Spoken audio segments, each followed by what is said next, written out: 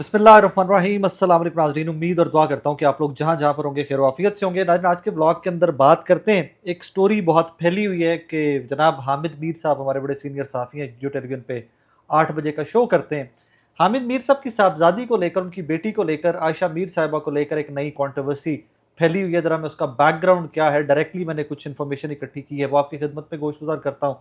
और नंबर 2, जब जनाब सुहेल आफरीदी साहब ने हल्फ उठाया वज़ीर आला खैबर पख्तूनख्वा, उसके बाद फर्स्ट डे वो अपने ऑफिस में गए, तो उसके बाद से एक प्रोपोगंडा का आगाज़ किया गया कि उनके दफ्तर में उनके पीछे जनाब कायदे आज़म साहब की फ़ोटो उतार दी गई है। अब इसका एक बैकग्राउंड था कि 14 अगस्त वाला जो सारा मामला था पाकिस्तान का, जो सेलिब्रेशंस थी 14 अगस्त की, उस पे बहुत सारी जो फ्लेक्सेस लगी थी गवर्नमेंट की, उस पे कायदे आज़म की फ़ोटो हटा दी गई थी और उसको इक्वल या बैलेंस करने के लिए बहुत सीनियर सीनियर सियासतदान इस कंट्रोवर्सी या इस सोशल मीडिया वॉर के अंदर कूद पड़े हैं। उसके ऊपर थोड़ी सी बात करेंगे। एनीवेज, आयशा साहिबा के बारे में थोड़ी सी बात करते हैं। आयशा मीर साहिबा जी हामिद मीर साहब की साहबजादी हैं। बड़े सीनियर हमारे जर्नलिस्ट हैं पाकिस्तान के और दबंग आदमी हैं। आप उनके काम से मुत्तफिक हों या ना हो, वो आपकी अपनी अपनी पर्सनल चॉइसेस हैं। लेकिन मीर साहब बड़े बहादुर जर्नलिस्ट में हैं, जिनको डायरेक्टली गोलियां भी लगी हुई हैं और फिर भी अपना काम वो आज तक कंटिन्यू किए हुए हैं। अभी रिसेंटली कुछ डिजिटल मीडिया के लोगों ने एक लिस्ट शाया की सोशल मीडिया के ऊपर कि जी पीटीवी के अंदर फलां फलां फलां बंदा काम कर रहा है। एंकर्स की लिस्ट भी आई जिसमें बीनिश साहिबा, नजम साहब, मारिया साहिबा, सादिया अफजाल साहिबा, इन तमाम लोगों की जो एंकर्स हैं, इन तमाम लोगों की सैलरीज डिस्कस हुई थी या सैलरीज की डिटेल्स थी। और फिर वो एक सोशल मीडिया के ऊपर नई जंग या एक नया बयानिया बनाने की कोशिश की गई कि रियासत के हक में या जो पीएमएलएन के हक में लोग ट्वीट्स करते हैं, लड़ते हैं उनके लिए, तो उनको पीटीवी में नवाजा जाता है। And as a matter of fact PTV में नवाजा भी जाता है। जब भी कोई हुकूमत आती है तो अपने जो बंदे होते हैं वो भर्ती करते हैं, बहुत बड़ी बड़ी सैलरीज के ऊपर भर्ती करते हैं। यहाँ पर एक लिस्ट और निकली जिस लिस्ट ने बहुत अटेंशन ग्रैब की। वो लिस्ट थी ऐसी कि जिसके अंदर आयशा मीर साहिबा का नाम था। अब बहुत सारे, मुझ समेत बहुत सारे लोगों को नहीं पता था कि कौन है आयशा मीर साहिबा। पता नहीं कितने लोग हैं जो पीटीवी के अंदर डिफरेंट प्लेटफॉर्म, उनके डिजिटल प्लेटफॉर्म, उनके अंग्रेजी के डिजिटल प्लेटफॉर्म्स, उनके उर्दू के प्लेटफॉर्म, पता नहीं कितनी हायरिंग है डिजिटल को इंक्लूड करके, तो ये बहुत ही ज़्यादा हो जाता है नंबर। वैसे ओवरऑल मैं आपको बता दूं कि पीटीवी का कोई 7-8 अरब रुपए, 10 अरब रुपए के करीब बजट होता है साल का, क्योंकि पीटीवी आपका रियासती टेलीविजन है तो इसका बजट बहुत ज़्यादा होता है। एनीवेज, आयशा मीर साहिबा का जब नाम आया तो उसके बाद सोशल मीडिया के ऊपर, स्पेशली ट्विटर के ऊपर, एक नई कंट्रोवर्सी ने जन्म लिया कि जी हामिद मीर की बेटी, हामिद मीर जो मुस्लिम लीग नून के खिलाफ, हामिद मीर जो पीटीवी है वो पीटीआई के खिलाफ, मतलब हर बंदे ने अपना अपना मंजन बेचा ना उसको। ये पीटीआई के भी खिलाफ था, ये पीएमएलएन के भी खिलाफ ट्वीट्स करता है, शोज करता है, ये फलां करता है, ये फलां करता है, ये मिसिंग पर्सन की बात करता है। सो बहुत सारा उनके साथ प्रोपोगंडा जुड़ गया हामिद मीर साहब के साथ। As a matter of fact Hamid Mir साहब की बेटी आयशा मीर साहिबा वो काम करती हैं, वो पीटीवी में ही काम करती हैं। उनके डिजिटल मीडिया जो अंग्रेजी का प्लेटफॉर्म नया आया है, साकिब तनवीर साहब लॉन्च कर रहे हैं, जिसको लॉन्च किया और हेड कर रहे हैं, वो उसमें काम करती हैं। मैंने डायरेक्टली इंफॉर्मेशन इकट्ठी की है। और मजे की बात यह है कि ये 5 लाख सैलरी जो है ना मीडिया के अंदर, ये कोई सैलरी नहीं है। आप लोगों को आइडिया भी नहीं है कि हमारा काम कितना हेक्टिक है और ऑन स्क्रीन लोग जो होते हैं इनकी लाइफ क्या होती है, किस तरह के थ्रेट्स में ये काम कर रहे होते हैं, किस तरह हर नौकरी है ना जो, वो सुबह 9 से 5, 9 से 6, 8 से 4, 8 से 5, पूरी दुनिया के अंदर वर्किंग आवर्स ये हैं। जर्नलिज्म, फौजी, स्पाई, ये इस तरह की नौकरियां कि जिनमें आपका वक्त ही कोई नहीं होता। Journalism is one of those industries के हमारा कोई वक्त नहीं होता। हम 24 घंटे खबर की तलाश में और उसी मेंटल स्ट्रेस में रहते हैं 24/7। खैर, आयशा मीर साहिबा 5 लाख रुपए पे काम कर रही हैं।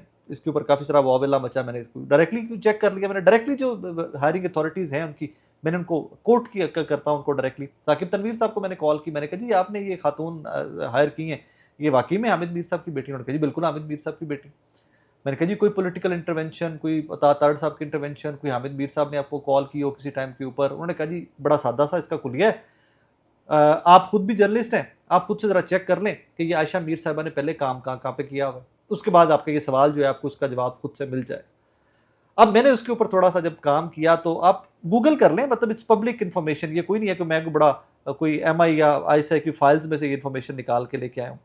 आयशा मीर साहिबा यूनिवर्सिटी ऑफ न्यूयॉर्क की पढ़ी हुई है, ठीक है जनाब। और माजी में इनका जो बैकग्राउंड है जर्नलिज्म का, बैकग्राउंड में ये एपी, आईटीवी, एएफपी और बीबीसी में काम कर चुकी हुई हैं। अब बीबीसी का जो बंदा पाकिस्तान के अंदर काम कर रहा होता है ना, बीबीसी का तरु बसकर साहिबा भी काम कर रही हैं, और बीबीसी वर्ल्ड के लिए जो उनके अंग्रेजी के रिपोर्टर आते हैं यहाँ पे, किसी एक बंदे की सैलरी गूगल करके आइडिया कर लें कि आप क्या बात क्या कर रहे हैं आप। इनको, मेरा अंदाजा ये, मेरा रफली आइडिया है कि 5-7 लाख, 10 लाख, 20 लाख रुपए तक भी आयशा मीर साहिबा किसी भी इंटरनेशनल प्लेटफॉर्म की कॉरेस्पॉन्डेंट यहाँ पे पाकिस्तान में बन जाए, और ये इतनी सैलरी इनके लिए कोई 2-4-5 हज़ार डॉलर प्रॉब्लम ही नहीं है, 10-7 हज़ार डॉलर प्रॉब्लम ही नहीं है इनके लिए, ठीक है, बिकॉज वो यूनिवर्सिटी ऑफ न्यूयॉर्क की ग्रेजुएट हैं। फिर उनकी अंग्रेजी, दैट वाज द पर्पस इनको हायर करने का, कि जनाब अंग्रेजी अच्छी बोलती हैं, बुरी बोलती हैं, दैट वाज द पर्पस, कि ये जो डिजिटल का प्लेटफॉर्म आया है, ये आया ही अंग्रेजी में था। हमने पाकिस्तान की जो हालात वाक़यात हैं इंटरनेशनल फोरम्स पे पहुंचाने के लिए अंग्रेजी के बंदे चाहिए, तो जो अंग्रेजी बहुत अच्छी बोल सकें। सिर्फ आयशा मीर साहिबा का छोटा सा क्लिप सुन लीजिए, फिर मैं आगे चलूँ। These Afghan soldiers are racing towards the Pakistan border. Notice something? They're driving American Humvees, which the US left behind along with other sophisticated weapons when they withdrew from Afghanistan in 2021. ये आयशा मीर साहिबा की आवाज़ है, मैं साथ photo भी लगा के आपको दिखा देता हूँ। साकिब साहब ने डायरेक्टली मुझे बताया, उन्होंने कहा भाई जब हम हायरिंग कर रहे थे इस डिजिटल मीडिया प्लेटफॉर्म के लिए, तो हमारा फोकस एक था कि हमने बजट कट डाउन करना है, तो हमें वो बंदा चाहिए कि जो कैमरा भी खुद से ऑपरेट कर सके, जो रिसर्चर भी खुद हो, और वो कैमरे के सामने आके प्रेजेंट भी खुद से कर सके। अब उसके लिए आयशा मीर साहिबा जैसी ऑप्शंस, जो जर्नलिस्ट भी हैं, जिनका बीबीसी का बैकग्राउंड भी है, इंटरनेशनल एक्सपोजर भी है, यूनिवर्सिटी ऑफ न्यूयॉर्क की ग्रेजुएट भी हैं, और फिर वो माजी में काम भी करती आ रही है, एक्सपीरियंस भी है। मैं आपको हल्फन कह रहा हूँ, मैं बहुत सारी चीज़ों से हामिद मीर साहब के मुत्तफिक नहीं हूँ, मैं आपको हल्फन कह रहा हूँ। अगर मैं साकिब तनवीर साहब की जगह के ऊपर आयशा मीर साहबा को हायर कर रहा होता और मेरे पास कैपेसिटी होती, फाइनेंशियल मेरी ऑर्गेनाइजेशन पे कर सकती होती, तो मैं शायद आयशा मीर साहबा को 15-20 लाख रुपए भी ऑफर करता, कि आपका बैकग्राउंड देखते हुए, आपका एक्सपीरियंस देखते हुए, आपकी एजुकेशन देखते हुए, आई थिंक यू डिजर्व 15 तो 20 लाख रुपया। मैं पाकिस्तान के अंदर आपको बहुत सारे इस तरह के एंकर्स की मिसाल दे सकता हूँ, जो 8 या 10 बजे का, 7 बजे का शो करते हैं। इवन 7 बजे का भी एक शो करने वाली खातून होती थी, वो भी कुछ 4 मिलियन के करीब सैलरी लेती रही हैं इस इंडस्ट्री के अंदर से।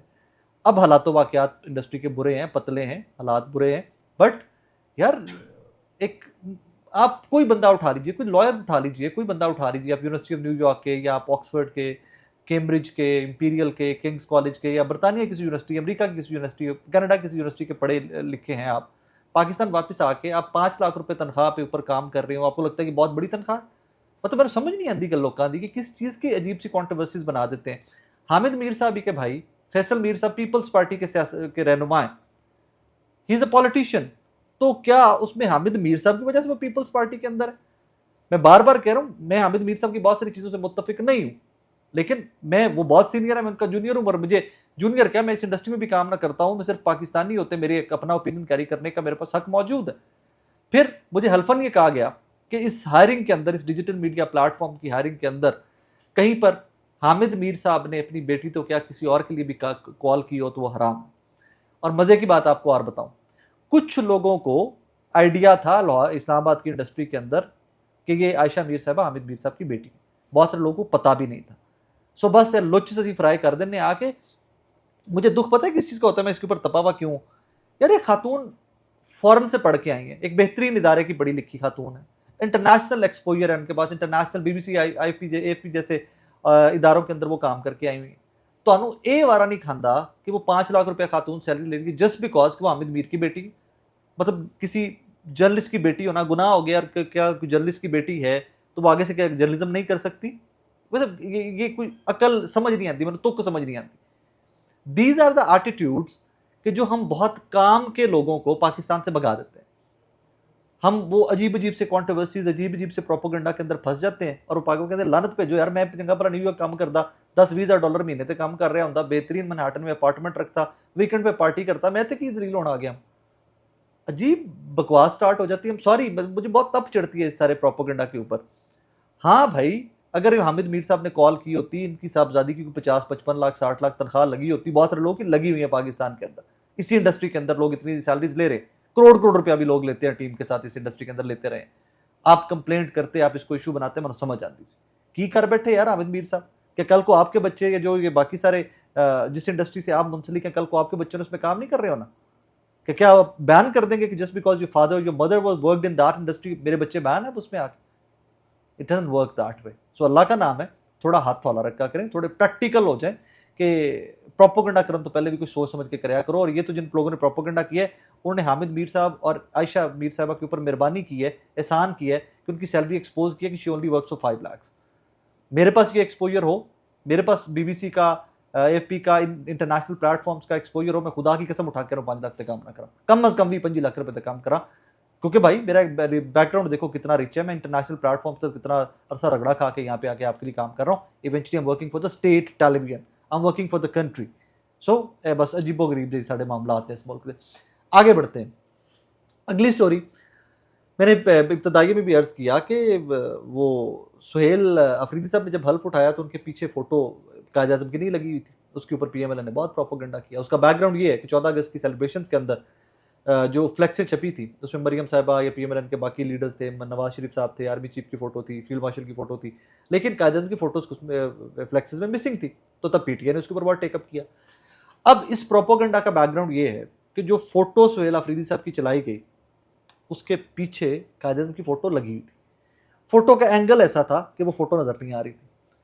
लेकिन यहां पर लोगों ने क्या करना स्टार्ट कर दिया, लोगों ने गवर्नर कुंडी की फोटोज, जरदारी साहब की फोटोज, बाकी रहनुमाओं की फोटोज, सियासतदानों की फोटोज निकाल कर सोशल मीडिया पे चिपकाना स्टार्ट कर दी कि दिखाएं जी यहाँ पर कायद आजम की फोटो कहाँ पे। सो वहां पर भी एग्जैक्ट यही प्रॉब्लम कि एंगलिंग ऐसी थी कि फोटो ऐसे फ्रेम से ली गई थी कि पीछे दूसरी फोटो नजर नहीं आ रही। लेकिन यहाँ पर सवालिया निशान कुछ और होना चाहिए था, ये डिस्कशन ही होनी थी, तो डिबेट ही होनी थी मेरे मुल्क के अंदर, तो कुछ और डिबेट होनी चाहिए। और मेरे भाइयों डिबेट वो ये है कि जिस कायद आजम ने पाकिस्तान बनाया और जिस पाकिस्तान की सोच लेकर बनाया, जिस जिस इकबाल की सोच को लेकर वो आगे चले, क्या हम वो पाकिस्तान बनाने में कामयाब हुए आज तक? हमारे इदारे, हमारे सियासतदान, हमारे इंटेलेक्चुअल्स, हमारी सोसाइटी, हमारे वोटर सपोर्टर, आपके और मेरे जैसे वोटर सपोर्टर, क्या हम वो पाकिस्तान बना सकें? तो उसका जवाब है सादा सा नहीं। ये फोटो लाण नाल कोई तुसी पाकिस्तानी वड्डे नहीं हो जाना, और फोटो लगी है तो आप बड़े और फोटो नहीं लगी तो आप छोटे पाकिस्तानी हो या मुहिब्बे वतन नहीं हो। सवाल पूछना है ख्वाजा आसिफ साहब तो ये पूछिए कि क्या इस मुल्क के अंदर आइन और कानून और कायदे आजम के फरमुदात के मुताबिक पाकिस्तान बना, वो सोसाइटी बनी? तो जवाब है नहीं। मुझे तो बाखुदा आप इकबाल साहब या जना साहब के थोड़ी सी उनकी लाइफ पढ़ें, उनकी कोई स्पीचेस की ट्रांसक्रिप्ट या उनकी कोई स्पीच कुछ वीडियो के शक्ल में भी आपको कहीं पर मिल जाए, ऑडियो की शक्ल में कहीं पर कोई निकल आए एक आधी, सिर्फ सुनिए सही यार, सुनिए सही। सिर्फ हम तो उस ट्रैक के ऊपर ही नहीं है जिसकी बात कायदे आजम करते थे, हम तो उस ट्रैक के ऊपर ही नहीं जिसकी बात जना वो इकबाल साहब और जना साहब करते थे। फोटो के उत्ते वावेला मचाया है साढ़े बुजुर्ग विफाकी वज़रा, वो इस चीज़ के ऊपर ट्वीट्स कर रहे हैं, वो इसको टेकअप कर रहे हैं। देखें जी इन्होंने कायदे आजम की फोटो नहीं लगाई हुई दफ्तर के अंदर, भाई लगी है यार, फ्रेम गलत है, फोटोग्राफर को टंग देना चाहते बिल्कुल टंग दो यार, नौकरियों करना है कट दो यार, फोटो लगी हुई है। असल ये देखें कि हमारे यहाँ पे और यहाँ पे जना की, इकबाल की तालीमात छपी हुई है कि नहीं छपी हुई, फोटो छपने से कुछ नहीं होता। नाज़रीन अपना बहुत सारा ख्याल रखिएगा, दुआ में याद रखिएगा। अल्लाह हाफिज़।